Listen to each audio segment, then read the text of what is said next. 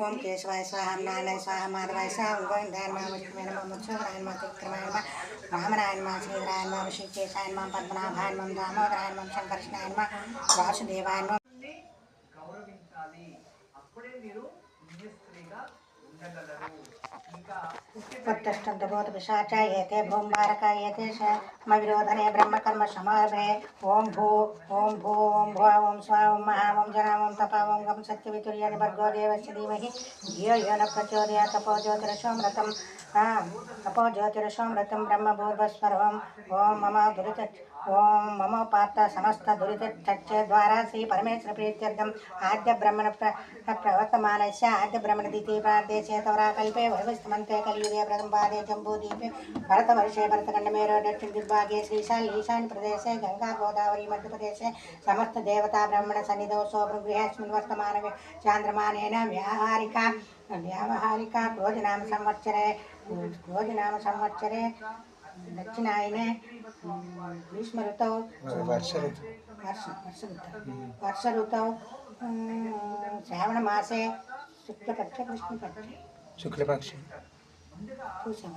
शुक्लपक्षे पौर्णमी तिथौ राखी पौर्णमी तिथौ सोमवासरे शुभनक्षत्रे शुभयोगे शुभकरणे गुणविशेषविष्टायां शुभतिथौ श्रीमान् श्रीमतः मैत्रेयी महर्षि गोत्रस्य जयलक्ष्मी नामधेयस्य कुमारुडु मधुबाबु नामधेयस्य सप्तमपक्षे मम पार्थ दुरितच्चद्वारा श्री परमेश्वर प्रीत्यर्थं श्री सदाशिवमुद्दिश्य श्री सदाशिव प्रीत्यर्थं सप्तमपक्षे स्थैर्य ऐश्वर्य विजय अभय आयुरारोग्य अभिवृद्ध्यर्थं जन्म कर्म निवारणार्थं इष्टकाम्यार्थं प्राप्त्यर्थं श्री सदाशिव देवतां पूजां करिष्ये।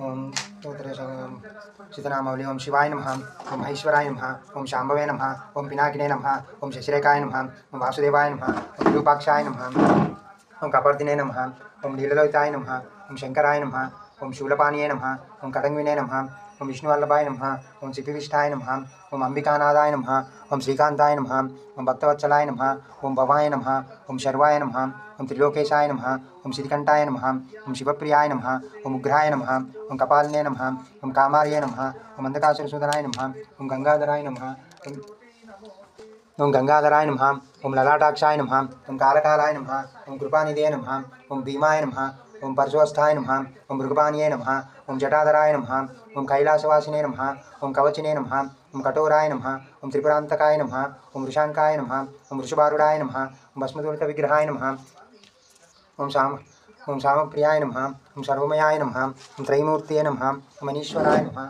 सर्वज्ञाय नमः ओम परमात्मने नमः ओम सोमेश्वराय विमोचनाय नमः ओम हविषे नमः ओम यज्ञमयाय नमः ओम सोमाय नमः ओम पंचभक्ताय नमः ओम सदाशिवाय नमः ओम विश्वेश्वराय नमः ओम वीरभद्राय नमः ओम घननादाय नमः ओम प्रजापतये नमः ओम हिरण्यरेतये नमः ओम दुर्दर्शाय नमः ओम गिरीशाय नमः ओम ओम अनगाय नमः ओम भुजंगभूषणाय नमः ओम भार्गाय नमः ओम गिरिधन्विने नमः ओम गिरिप्रियाय नमः ओम कृतिवासे नमः ओम पुरारातये नमः ओम भगवते नमः ओम प्रमदनादाय नमः ओम मृत्युंजयाय नमः ओम सूक्ष्मतनवे नमः ओम जगत्पिने नमः ओम जगद्गुरुवे नमः ओम व्योमकेशाय नमः महासेनजनकाय नमः ओम चारुविक्रयाय नमः ओम रुद्राय नमः ओम भूतपतये नमः ओम स्थानवे नमः ओम ऐर्भुताय नमः ओम दिगंबराय नमः ओम अष्टमूर्तये नमः ओम अनेकात्मने नमः ओम सात्विकाय नमः ओम सिद्धविग्रहाय नमः ओम शाश्वताय नमः ओम खंडपरशवे नमः ओम अजाय नमः ओम पाशविमोचनाय नमः ओम मृडाय नमः ओम पशुपतये नमः ओम देवाय नमः ओम महादेवाय नमः ओम अभ्याय नमः ओम हरये नमः ओम पूषदन्तविदे नमः ओम अव्यग्राय नमः ओम दक्षधराय नमः ओम हराय नमः ओम भगनेत्रविदे नमः ओम अव्यक्ताय नमः ओम सहस्राक्षाय नमः ओम सहस्रपादे नमः ओम अपवर्गप्रदाय नमः ओम अनंताय नमः ओम तारकाय नमः ओम परमेश्वराय नमः ओम स्वाष्टोत्तम चक्रानावधि समाप्तम्।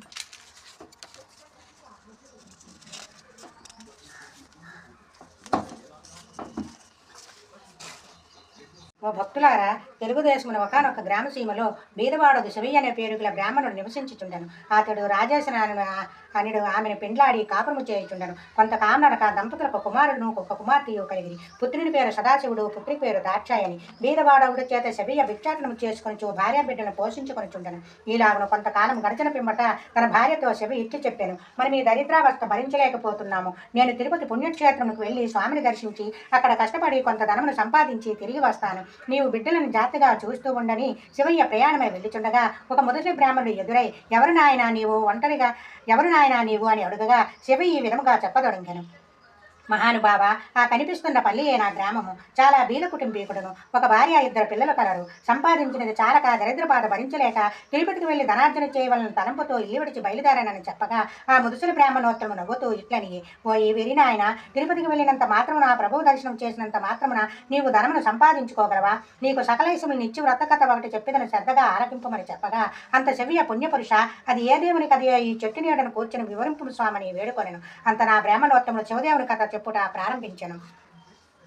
వంగదేశం పరిపాలించుచున్న సూరసేన మహారాజును గుణవంతురాలైన ఒక పుత్రి కలదు. ఆ బాలామని పేరు సీమంతిని. సీమంతిని చిన్ననాటి నుండి శివదేవుని యందు అపారమైన భక్తి కలదై పూజలు చేయుచుండగా ఈ విషయము యాజ్ఞవల్క్య మహాముని భార్యకు మైత్రేయి తెలుసుకొని తానే స్వయముగా సీమంతినికి స్వామివారత మహాత్మ్యను వివరించి చెప్పుటకు సూరసేన మహారాజు పట్టణం బయలుదేరి వచ్చి వ్రత విధానమును సీమంతినికి తెలియజేసి వడలిపోయింది. ఆనాటి నుంచి రాజకుమార్తె స్వామివారమును వ్రతమును భక్తి శ్రద్ధలతో చేయుచు సదా శివుని పూజించుచు వ్రత కథ చదువుచు దినదిన ప్రవర్ధమానమగుచుండెను. ఇట్లుండగా అంగదేశమును ఇంద్రసేనుడైన మహారాజు పాలించుచుండెను. ఆ రాజునకు చంద్రాంగుడని ఒక కుమారుడు కలడు. ఆ చిన్నవాడు సకల విద్యలు నేర్చుకుని పెండ్లియుడికి వచ్చెను.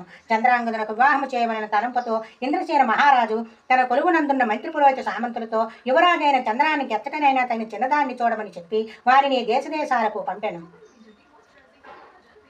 వారు అనేక దేశములు తిరిగి కడకు వంగదేశ పరిపాలకుడు సూరసేన మహారాజు పట్టణము చేరిరి. ఆ రాజునకు సీమంతని కుమార్తె కలతని పరిచారకుల వల్ల తెలుసుకొని రాజదర్శనకై ఆస్థానములకు వెళ్ళిరి. అంత రాజు మంత్రి పురోహితులను గౌరవించి తమరు వచ్చిన పని ఏమని అడిగాను. మహారాజా, మాది అంగదేశము. మా ఇంద్రసేన మహారాజు గారికి చంద్రాంగుడు అనే కుమారుడు కలడు. అతనికి తగిన కన్య గురించి తెలుగుచు తమ పుత్రికారత్నముకు సీమంతిని దేవి గుణధర్మలను తెలుసుకుని ఇచ్చటకు వచ్చింది. ఇదిగో మా యువరాజు చిత్రపటమును చూపించినారు. రాజు చిత్రపటమును కుమార్తెకు చూపించి ఆమె సమ్మతికి సంతోషించి కళ్యాణ ముహూర్తములు ఇచ్చి మహావైభవంగా వివాహము చేసెను. వివాహమైన కొంతకాలమునకు ఒక రోజున చంద్రాంగుడు తన వినోద చెలికాటతో యమునా నదీ తీరమున నావపై షికారు చేయుచున్న సమయమున దురదృష్టవశమున ఆ నావ నీటిలో మునినది. చంద్రాన్ని తప్ప మిగిలిన వారు చనిపోయినారు. చంద్రాన్ని నాకన్యలు పట్టుకుని తమ రాజైన తర్చకుని వద్దకు తీసుకుని పోయి తర్చకుడు చంద్రాన్ని చూచి, ఇతడెవరు, ఇక్కడికి ఎందుకు తీసుకువచ్చితని అడుగగా, మాకు తెలియదు, నీటి ప్రవాహంలో కొట్టుకుని పోవచుండగా మాకు చిక్కుట వల్ల తమ యొద్దకు తీసుకువచ్చితమని నాకన్యలు పలికిరి. అంత నా తర్చకుడు దివ్య దృష్టి వల్ల చంద్రాన్ని వృత్తాంతము తెలుసుకొని, ఇతడు సామాన్యుడు కాడు, ఇతని ధర్మపత్ని సీమంతిని దేవి శివుని ఆరాధించుచు సోమవారవత ప్రభావము గల మహాపతివ్రత. అందువలనే ఇతను నీటిలో పడిపోయినను ప్రాణములు విడువక మీకు చిక్కుట వలన అతనికి ఏ విధమైన ప్రాణాపాయం కలుగలేదని నాకన్యలకు చెప్పాను. ఈ సంభాషణంతయు వినుచున్న చంద్రానుడు భయపడుచు దిక్కులు చూస్తున్నాడు. అంత తర్చకుడు చంద్రాన్ని వీపు చరచి ధైర్యము కలుగజేసి తన వద్దనున్న విలువైన మనులని ఇచ్చి ఆ మనుల యొక్క ప్రభావము కూడా తెలియజేసి భూలోకానికి సాగినంపినాడు.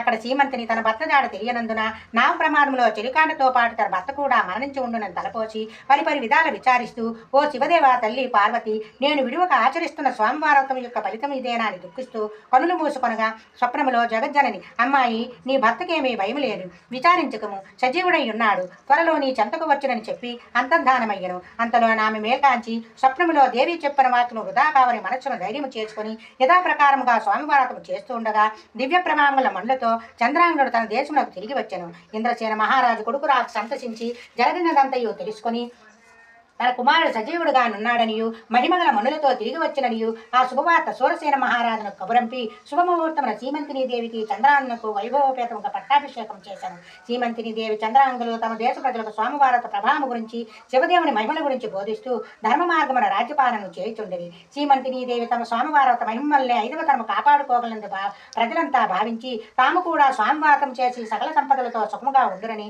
ముసల బ్రాహ్మణుడు చెవితో చెప్పి, నీవు కూడా వ్రతము చేసిన ఎడల నీకును సకలైశ్వములు కలుగునని చెప్పగా అంత చెవి అమితానందముంది. మహాపురుష, ఆ వ్రతమెట్లు జరుపవలనో చెప్పవలెందుగా కోరెను. అందుకు ఆ బ్రాహ్మణుడు ఈ విధంగా చెప్పసాగను. సోమవారం రోజున ఉదయమునే లేచి స్నానమాచరించి గృహమును శుద్ధి చేసి రంగురంగుల ముగ్గులు పెట్టి ఇంటికి ఈశాన్య భాగమున పీట మీద శివదేవుని పటముంచి ఆవునేతితో గాని కొబ్బరి నూనెతో గాని దీపం వెలిగించి శివదేవునికి టెంకాయ కొట్టి ధూపం వేసి మారేడు దళములతో అభిషేకం చేసి 3 రకముల పువ్వులు పెట్టి భక్తితో పూజించి కొబ్బరి ముక్కలు తరిగి పంచదార గాని లేక బెల్లము గాని కలిపి నైవేద్యము పెట్టి శివదేవుని వ్రతకథ చదివించి ఆ ప్రసాదం అందరికీ పంచిపెట్టి తాము కూడా కండ్లకద్దుకొని సేవించాలి. ఈలాగను 3 సోమవారములు భక్తిశ్రద్ధలతో పూజించిన ఎడల సిరి సంపదలు కలిగి మనసులోని కోరికలు ఫలించనని చెప్పి ముసలి బ్రాహ్మణుడు అదృశ్యుడయ్యను. కడునిష్టతో వినిచున్న శివయ్య బ్రాహ్మణి గానక, ఆహా, ఈ మహానుభావుడే నా పాలిటి దేవుడు, నా అవస్థను చూచి నాకు ఉపదేశం చేశానని భావించి తిరిగి ఇంటికి వెళ్ళి జరిగినంతే భార్యకు తెలియపరిచి భార్యాభర్తలు 3 సోమవారములను భక్తి శ్రద్ధలతో శివదేవుని పూజించను.